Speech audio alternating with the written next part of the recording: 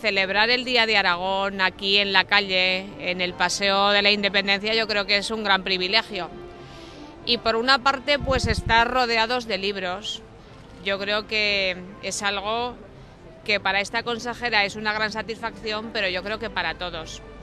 Y además, este año hemos querido pues compartir la calle con grupos musicales profesionales de nuestros conservatorios profesionales, tanto de la ciudad de Zaragoza, el Conservatorio Profesional y el Conservatorio Superior, como de otras localidades.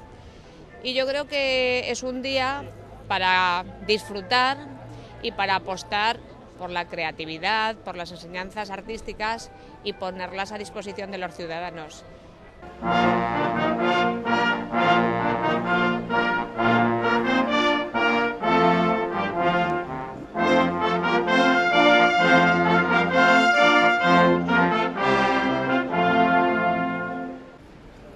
Bueno, pues darles las gracias y enhorabuena.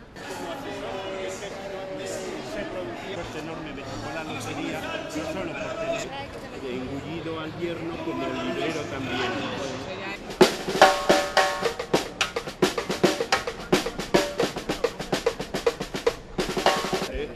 Entonces son la jefa de los que a veces les explican. Hola, buenos